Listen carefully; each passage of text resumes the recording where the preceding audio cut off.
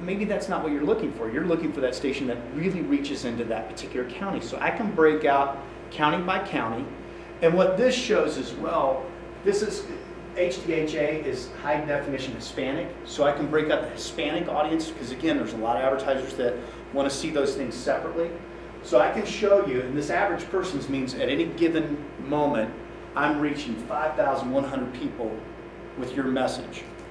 2,200 are in Bernalillo, 1,700 of them are Hispanic in Sandoval, Valencia. I got that for every single business. So again, if as I sit down and talk to you and you go, this is where my business is, and I only reach, people aren't going to drive more than 10 miles to my business. Well, I really need to dig into that county or those zip codes to make sure I match up to the right radio station. Yes. This is just my perception. I would think that this weekly Q person, there's just the number of people hours and minutes, people listening, has dropped off precipitously as people have gone to CD and iPhone music and all the other stuff that people listen to and no longer listen to as much, the broadcast stations. Does that make sense? Does everybody think that? Did anybody have an 8-track player in their car? Oh, yeah. Do you know what an 8-track is? We had one. Come on, no, you don't. We had There's always been competition in the car. There's always been competition. It is greater today than it's ever been.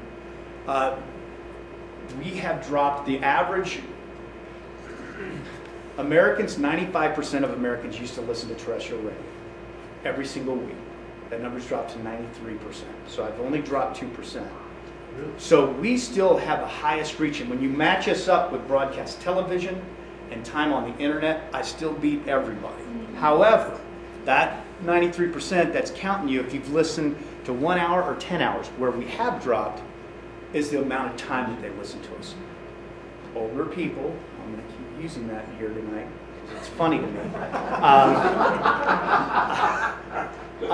If you're over 35, you really haven't changed that much. Where we get hit and what we have to address as an industry is that teen and 18 to 34-year-old. Yeah. My son is proud to tell me that he doesn't listen to radio, and I'm proud to tell him that that's the only thing that buys the stuff that he likes. So he needs to make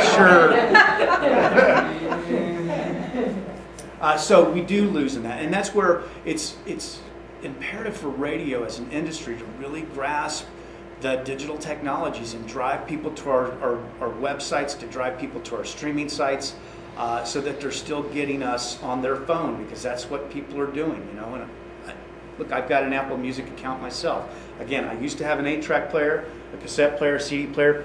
I like having a lot more on my phone, but I still go back to the one differentiation that we have, and it's a problem in our industry of live and local,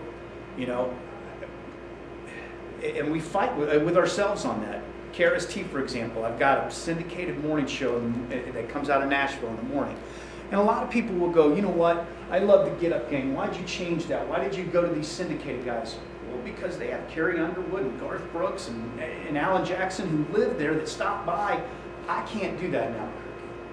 But I have Juan in midday, I got Stephanie in afternoon, so I do have a local presence. And one of the things that we are proud to say of our radio stations, I've got more live local people in town than anybody else. But it's a fight that we have. Magic, for example, I got a live morning show, I got a live afternoon show, but I have John Tesh during the day and I got Delilah at night. And again, those are great programs. Rush Limbaugh, you go, I'd like to have a local program. I don't want a local program. He's the highest rated guy in the city. More people listen to his show than anybody else. I want that show to be there. Whether you love him or hate him, it does. I sell him and he makes me a lot of money. He pisses a lot of people off, but that is who he is. So it's interesting you say that is what we fight with. So, to make sure that we're there and we're entertaining our listeners, whether you listen to talk or whether you listen to a music format, that's key. Whether it's a nationally syndicated show or a local show, are we entertaining? Are we doing something of value? So, again, yes, our time spent listening for younger people is diminishing. So we look at that. Jim, Yes. do you find that the quality of information about your audience is comparable to what is known on the internet?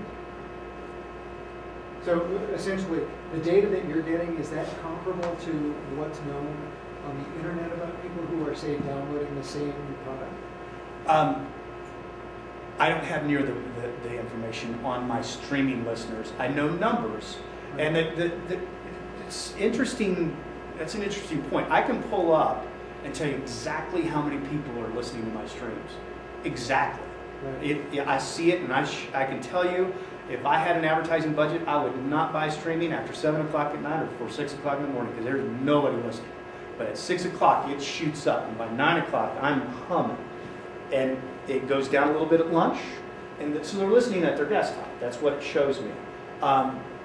Where this information that I'm showing you, it's more Nielsen data. I'll be honest with you, it's antiquated how they come up with this. They call you at home, different than Scarborough. They call you at home and say, would you like to do a radio study? Do you listen to radio? Yes, I do. How many people are in your family? Well, I've got a wife and I've got 2 kids. Great. Are they over the age of 12? Absolutely. Send them in. And you fill out a paper diary that says when you listen. Now, I don't know about you, but by the time I get home at night, I think I listened to that one, I think I listened to that one, I think it's pretty antiquated. Whereas in markets that are over, the top 50 markets, when I went to Greensboro, North Carolina, we would call it a PPM market. So you carried around a pager, and it would pick up your signal and know when you were listening.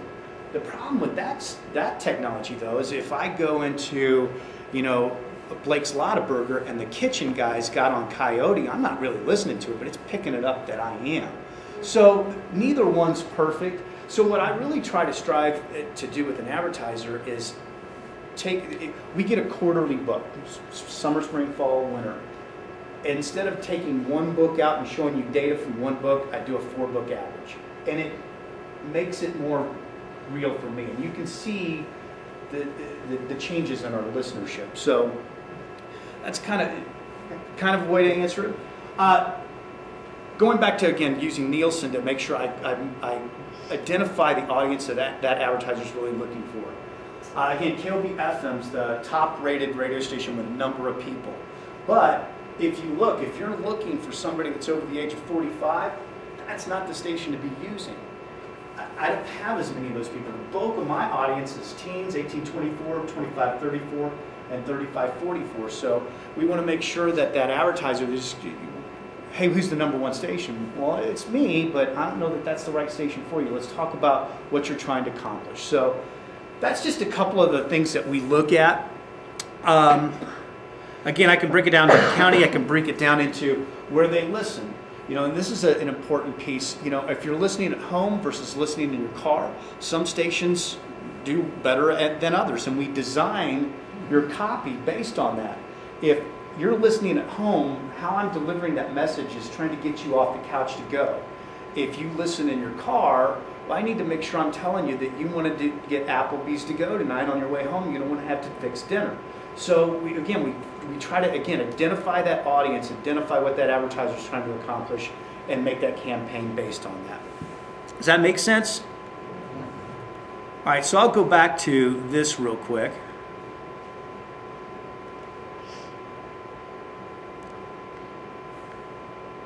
Maybe.